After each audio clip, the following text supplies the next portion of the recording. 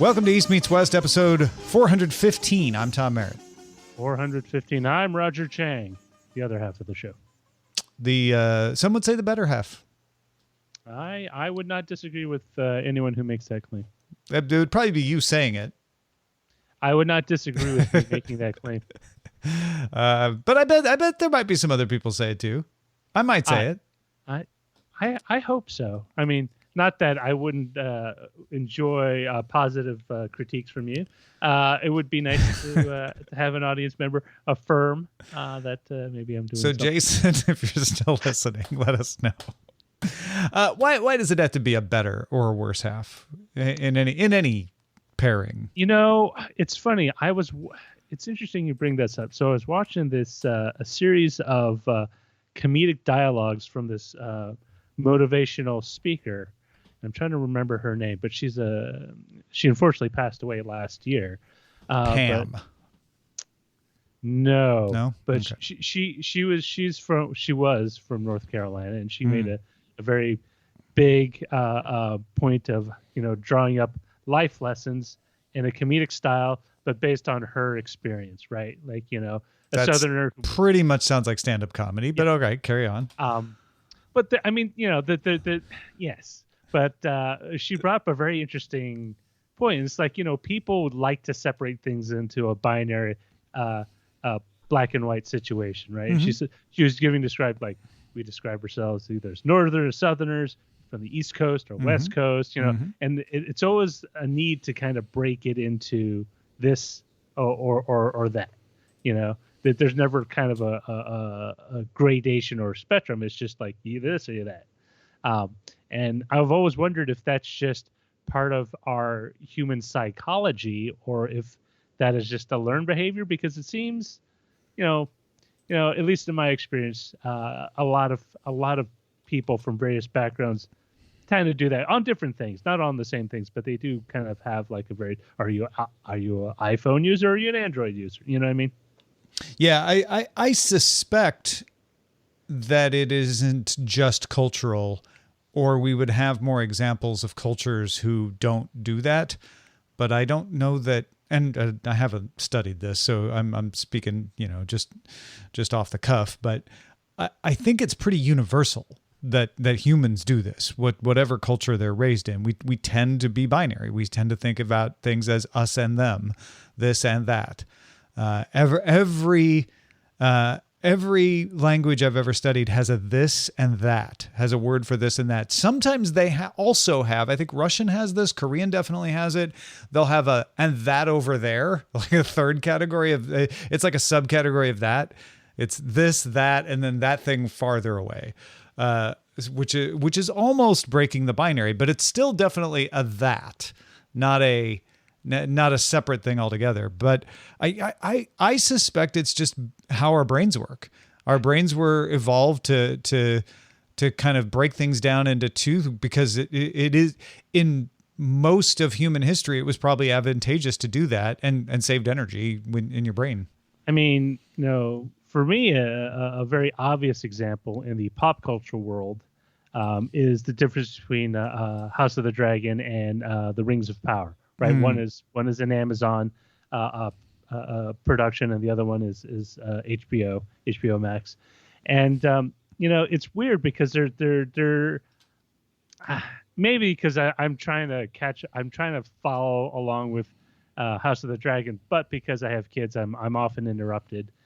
So I'm trying to figure out like what exactly am I missing in terms of the various character interactions, but I come across a lot of like, this is, how does Rings of Power compare up to House of the Dragon, or like, are they, there's very much of I'm sure there is a competitive aspect to it, at least from the company standpoints that produce it out. Oh, so from a watching perspective, it seems kind of odd. It's like, just watch both. Yes. I understand. So I think there's a couple things going on there. The urge to compare them seems perfectly natural because they're similar things, right? They're both fantasy worlds. They're both from beloved franchises. Tolkien, is much older and much more rooted in fantasy tradition than George R. R. Martin, but George R. R. Martin's no slouch. If there was no Tolkien, Martin might have an argument for taking the title of most favorite fantasy writer, and I think for maybe a few people he is. So that comparison seems apt, right? Oh, these are similar things. They're not the only examples of these things, but they happen to be starting at the same time. Also, they're not just fantasy worlds, they are successors to successful endeavors within those fantasy worlds. So Lord of the Rings, Rings of Power is a prequel to The Lord of the Rings and The Hobbit. And House of the Dragon is a prequel to Game of Thrones. So there's some more parallels there. So I think it's perfectly natural to group them, right? To say, oh, these are similar things. Let's talk about them. And then the binary that you're talking about, the this and that part of our brains kicks in and says, well, now we have to choose. How are we going to choose which one is better? And you're right. We don't have to. I enjoy both of them. I actually enjoy House of the Dragon more, but it's not because of anything. It's just that I found Rings of Power to be a much slower moving story, and that's my personal taste. Oh no, I would agree with that. It's definitely the pacing is definitely at least for me there's a noticeable difference. Yeah. In the pacing. Some people prefer Rings of Power for that reason, for the reason that I don't prefer it. Some people are like, no, I want that pace. So I'm not saying that as it's better or it's worse. It's there is a difference there. But there I go, right? My brain just kicked me into so pick one, right? So, but really pick one, and I picked one. I lean toward Rings of Power, not necessarily because I find it more enjoyable. Mm-hmm. I just find it more convenient, which is a weird thing to say about a show because, as I've mentioned with House of the Dragon, I have kids and I'm constantly interrupted. If anyone doesn't know, House of the Dragon has a lot of violence and nudity. Yes. Rings of Power doesn't. So if you got a couple of small children, you're probably going to watch Rings of Power when they're around. Yeah, exactly. Then, there isn't the fear like, oh, I better stop this before they see someone get eviscerated, for the third time. And it's weird because it's not that I don't pay attention, but I don't need to pay as much attention. Mm-hmm. The story is, I don't want to disparage the writing, but it's a little simpler, in the way that I don't need to necessarily pay attention, 99%. Did you watch Game of Thrones? I did not. And okay. So did you watch Lord of the Rings? I have. And okay. I've read the books. I think those are, and you haven't read the Game of Thrones Song of Ice and Fire books. That's a huge difference right there. You are already steeped in the background material of Rings of Power. So a lot of things that would confuse you if you hadn't aren't going to confuse you because you're like, well, I know who Galadriel is. Oh, I know who the dwarves are. I know who Sauron is. So that helps. Whereas House of the Dragon, you didn't read the books, you didn't watch all of Game of Thrones. Even though it's a prequel, there's a lot of stuff that's in there that you have to learn. It's not that they're doing a bad job of explaining it, but you have to learn. So that's going to be a bigger learning curve. I would also argue on top of that even if you had watched Game of Thrones and read the books, that it is just a more complex set of stuff, whereas Lord of the Rings seems to have simplified it and said, okay, we got humans, we got dwarves, we got elves, and we got Galadriel, we've got Elrond, and we got a dwarf. It's not Gimli, but basically this is going to be pretty familiar to you, right? We're not throwing a bunch of curveballs, and you don't. The way they're telling the story, you don't even need to know any of the interrelationships or how people are connected. And they could. Tolkien has all that stuff, same as Martin. They're just not leaning into it as much, I don't feel like. And I said, like I said, it's a very convenient way to kind of just get a show in and not necessarily be on it because, there's a lot of not just subtext, but also a lot of character arcs within House of the Dragon that aren't, I would argue, are less numerous in Rings of Power. Yeah, certainly. And so I'm not like, which is, again, that's not a better or worse. Some people criticize Rings of Power for that very thing, right? They prefer the richness and the complexity of House of the Dragon, but I can see where it would be more conducive, especially in your situation, to have something that you don't have to pay minute detail to. It really depends on where you're coming from. It's like, picking certain dishes are easier to cook, when you have a family versus like, right. I'm going to make a 4-course meal. That's a really good comparison. It is how good something tastes directly proportional to how complex its ingredients are. I think people have argued that, but I certainly can think of some very simple foods that taste great. There are, and I mean, a hamburger. Granted, I know one. If let's imagine we had enough listeners for this to be true, there'd be one person who doesn't like hamburgers out there. But hamburgers are liked even by vegetarians. They won't eat them, but they look for the veggie burger, right? It's just a tasty way of delivering your proteins, your vegetables, and your grains. But it's not complex. And it doesn't require. I mean, I toaster oven my burger patties because we've learned that it actually takes less eyeball keeping. Like you just set it and then you can walk away for like 15, 20 minutes and come back and they're done. Granted, they probably aren't the best way, like opposed to grilling or anything. But you know what? Again, when you're running around, it surely helps when you have that much less stress dealing with it. I think that brings up another interesting point, which is the effort that goes into the food makes it tastier than the complexity of it. So, and you could say the same thing about TV stories. The effort that goes into them is maybe as important as the complexity of the story. So yeah, you throw that burger in the toaster oven, it's going to come out fine. It's going to be hot. It's going to taste fine. If you grill it and pay attention and flip it at the right time and treat it, is it going to be better? Yes, but it's the same ingredient. It's just, it's a matter of the effort that went into it. And it's weird in this moment in time, we have literally a glut of content, and there's so much and so many things to kind of pull your attention to. It's kind of weird in a way. It kind of reminds me of fast food, how some people just like, well, I can't make a decision. Let's just hit up McDonald's or Burger, because you don't want to think. I mean, I make it seem like this is just like, like watching fantasy shows is a chore. But you just not. But it's not a chore, but it's a chore to choose, if that makes any sense. Yes. Right? The chore isn't watching the fantasy, and the importance of watching the fantasy is not the same as feeding yourself, but you still don't want it to be hard. And especially those of us who grew up in an era of limited choice, where you had 4 things on TV to choose from any given night, maybe 5, got more when cable came along, but having infinite choice, which is essentially what you have now. There is nothing on. There are things that are new, which can narrow the choice. Well, I'm going to watch something new. I'm not going to watch something old. Then that'll narrow the choice and keep it from being infinite. But even among new things, there are dozens of choices instead of back in the broadcast days in 1980, before Fox came along, you had 4 things. You had ABC, CBS, NBC, and whatever was on that independent channel that night.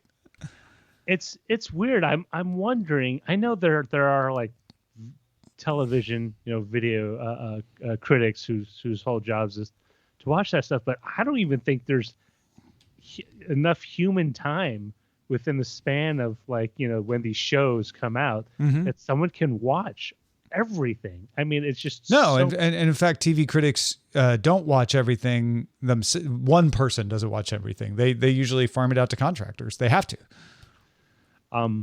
But it's it's just like any news. You can't cover everything that happens in news with just one person. You need multiple people, and there's that much TV that if you're going to be an outlet that really is like, okay, we're TV.com. That's what we do. You got to pay multiple people to do it, because it's like books. You don't expect to read all the books. You don't walk into a Barnes & Noble and go, oh, they're making too many books. I can't possibly afford to buy all these books and get mad. No, you were like, okay, give me a recommendation. What's a good book? What should I read? And I think, it's weird because, again, like as you were saying, as people who grew up in an area of limited selection, it's such a weird mind. Yeah, it's a change of mindset. Think, like where it's, it's no longer we all watch the same thing. It's like, oh, hey, you watch any good shows lately? And, you have your list of, whatever. And when you compound that with the availability of foreign language, right? I know you're a big K-drama, Korean drama fan, but, there's also telenovelas. You have European style, like not procedurals, but like detective shows. What do they call it? There's a term for it, Scandinavian murder mystery. There's a whole thing on that as well, and it's just there's so much. Like there was like a Chilean movie that they turned into a series, a comedic movie, and I remember watching the movies and found it pretty funny. The series less so, because they had to stretch out the stories, but it's just fascinating because when you add all that just makes it even more. And at some point, you just say, well, you know what? I don't know anything you've just talked about, but this is what I've watched. Yeah, I think, well, first of all, there are the cultural moments that are still going to happen. There's going to be that book that everybody's reading, right? There's going to be that TV show that everybody's watching. And when I say everybody, I don't literally mean every single person, which I think, going back to how we were raised, back in the day when, someone shot JR, literally almost everybody watched that. When MASH had its last episode, literally almost, even then, not everybody did, right? But we're not even at those levels, but there's going to be that thing where like everybody's talking about it. Let's put it that way. Even if you're not watching it, you're talking about it. House of the Dragon is definitely that. Rings of Power is definitely that. Usually there's an HBO show like Euphoria, when Euphoria was around. I didn't watch it, but everybody was talking about it. So you're going to have those. And you can be the kind of person who just follows those. Like, ooh, what's everybody talking about? I want to be in on the conversation, so I'll watch that. There will always be that thread, even without having mainstream television to push it. But you won't be as nudged into doing that as you were when you had limited choice. And for a lot of people, either circumstance or taste, or, maybe they're like I am, living with someone who's like, oh, we like to watch these things. They're not necessarily what everybody else likes to watch, but we like to watch them and talk to each other about them. That's going to happen too. So you will have less of that. Did you watch X last night? And more of, oh, are you watching X? And it will be at a more limited number of shows because they're the cultural moment shows. And the rest of the time, it's like books. Again, there are certain books that hit big. Harry Potter was one. Everybody was reading Harry Potter. Even if you weren't reading Harry Potter, you knew about Harry Potter and people were talking about Harry Potter. There's going to be that. But most of the time when you talk about a book, you don't say, have you read the book? You say, what are you reading? Or have you read any good books lately? The old cliche, right? You don't assume that everyone's always reading the same books. Well, what's also a very interesting, at least trend for me, is that I fall off the wagon. Like if there's a series that's not keeping my interest, like I don't feel obliged to keep watching it. Mm-hmm. That's like not finishing a book, right? Yeah. Oh, it's like I was at my cousin's and she has Disney Plus, and so I finished up. What's the one with Obi-Wan? Obi-Wan. I finished that. It's like, that's right. And then I started watching She-Hulk, and it's after 2 episodes, like, yeah, it's not for me. I don't feel bad if I never watch it again. I'm sure it appeals to an audience. Now, two things there. One is, I think that's perfectly legitimate to be like, I started watching something and I'm not going to finish it. Especially when you're traveling. I've noticed that happens a lot where we'll be traveling, and either we'll watch something with Eileen's sister, let's say, when we're visiting her, or vice versa. They'll watch it with us. Sometimes we'll watch it all together on the trip. We took a trip, all of us, to Hawaii one time, and we watched Kingdom on Netflix. It was great. We watched it all the way through. Other times we'll expose each other to a thing. Maybe we'll pick it up and keep watching it. Maybe we won't, right? That seems to happen a lot. The other thing is, though, Roger, I think you like to pick popular things and not like them. No, I am not saying you don't, you're lying about it, but you like to be like, oh, this thing's really popular. Let me just see. Oh, well, yeah, I didn't like it. And you like to tell people that you didn't like the popular thing. I So this is the thing. I watch it because I want to know what the buzz is. So I watch it. And, I felt obliged. I didn't ask you about She-Hulk. I bet there are other shows that you have stopped watching halfway through. I stopped watching Moon Knight. I watched like three. There you go. The See, fourth episode. Much less popular series, but you didn't use Moon Knight as your example. You used She-Hulk because She-Hulk is the one that's because it's universally praised. It's because it's on right now. Moon Knight finished. But come on, it's just us. It's just us talking level. You get a kick out of it. You do. But it's so this is the thing. I watch and listen to popular things to understand why it's popular. Of course. And it's weird. Like, if there's I feel partially obliged to finish Rings of Power for some reason, and I really can't tell you why, because I'm as much as I like Tolkien, like that particular show doesn't have the same pull, so I sometimes forget. Like when it releases, I forget to watch because I didn't realize it released. I'm actually the same on Rings of Power, where I want to keep watching it, and I'm not exactly sure why. and I never watch it the day it comes out. I think it's because I expect there's going to be a plot twist that I'm not expecting, and I want to be there for it. Yeah. Because it feels like there's a plot twist coming. Yeah. And I don't know what it is, and I want to be there when it happens because it's very tantric if it is, because we're like 2 episodes from the end of the season. So, see, I didn't even know how many episodes are in the season. I figured it was. Yeah. Well, I don't know if you're all the way caught up or not, but yeah, there's only 2 more episodes left. I watched the one where they finally make it to Middle Earth and they fight. Yeah. Yeah. Okay. You're caught up then. Yeah. Okay. Yeah. So, and I watched that this morning.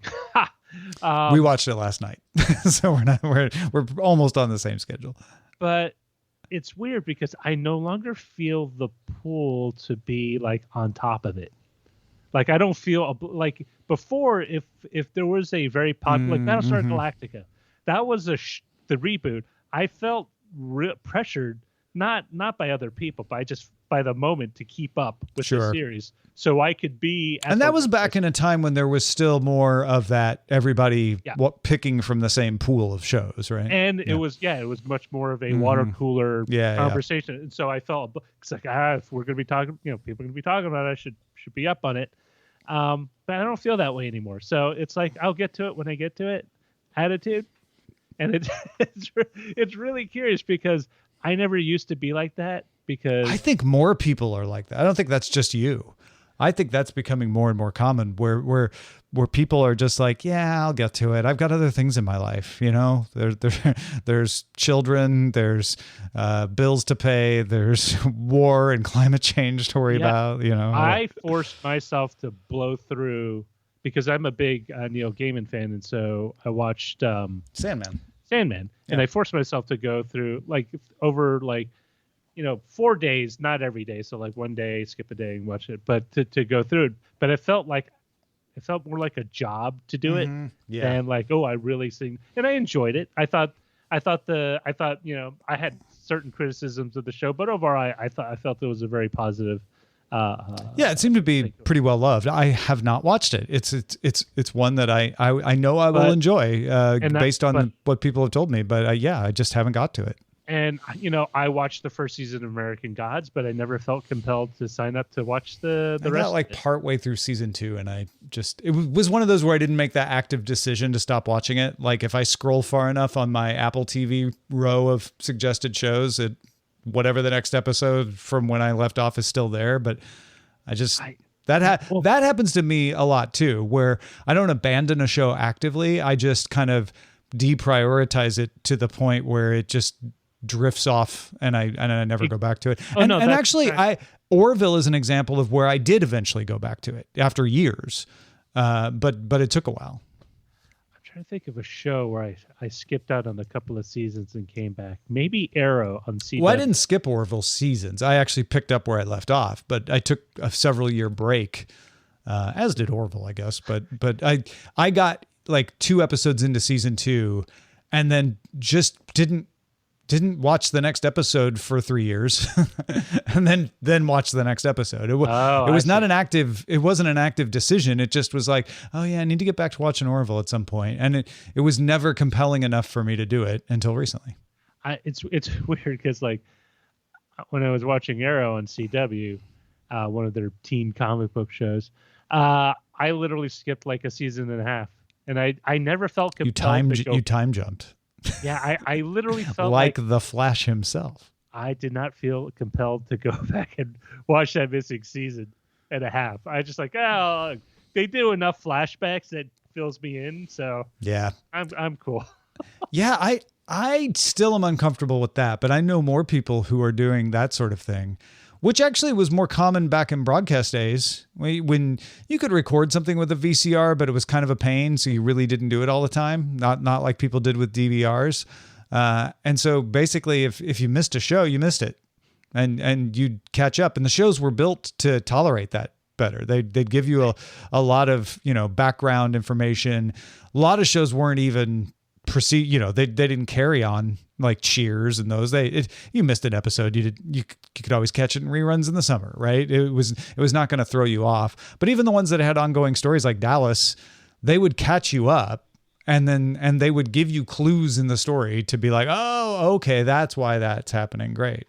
What's weird is I'm sort of drawn back when I'm on a streaming service to either watch a movie or documentary because now they're self-contained, right? There is no stay tuned for the subsequent episode, for a season. Right, because you don't feel like you're starting a commitment. Yeah. Like I'm done, I'm out, yay. I do the same thing, but I rewatch shows that I know I liked. Like right now I'm watching Star Trek The Next Generation. Same thing. I don't feel like, oh no, I have to keep up because they're all done. I've watched them before. I just watch them because I know I'm going to enjoy them. It's my like turn off my brain watch.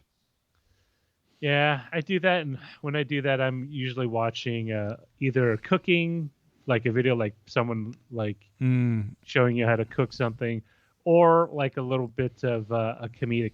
And I just remember the woman's name I was referring to earlier in the show. Her name is Jeann Robertson. Oh, okay. So it's Jeanne Robertson, but it's stuff like that. Like it's short, it's like comedic, it's like fast food for like 20 minutes, and then I'm out. Yeah, I do some more YouTube stuff. I think more people are watching YouTube in that way too.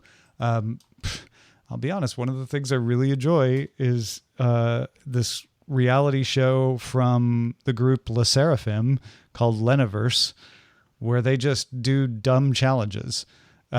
It's super fun. They're hilarious. Lots of these Korean groups do this, but not all of them are as enjoyable. It depends on the personalities of the group. This one is particularly fun. They always love it. Are these like celebrities or are these singing groups that they're? Yeah, they're a K-pop group. Got it. Yeah. And so like there was one where they were doing a scavenger hunt in this big children's playground, like one of those indoor jungle gym kind of children's places.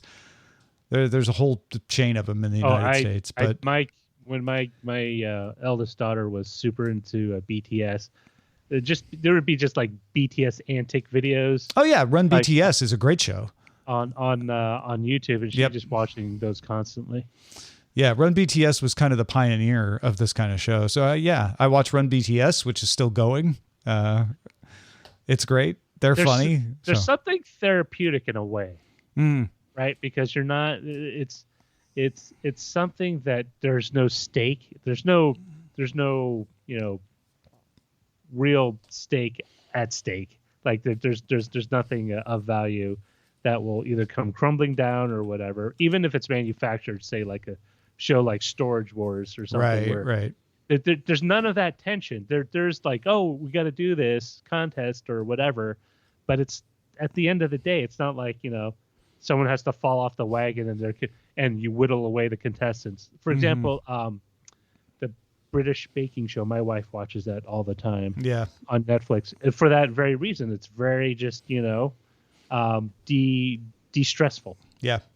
Now, you said when your oldest daughter was into BTS, what is she into now? She's now into this FNAF, which is Five Nights at Freddy, which is that old game. But there's it's spawned an entire universe of like user-generated just like comedy videos and like just weird like there's like a guy who does music videos with them.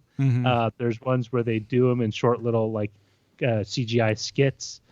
So a lot of that stuff, and there's a lot of tangential material related to it. One is called the Huggy Wuggy from a first-person shooter game that's played by certain Twitch streamers that they also put on YouTube, and that's a thing. It's such a thing that they sell toys, and my kid talks to other kids at school about it. Some things never change. Yeah. The kids watch a thing, see a toy, talk to each other, and then want it. Merchandising. It's as old as time. Yeah, no kidding.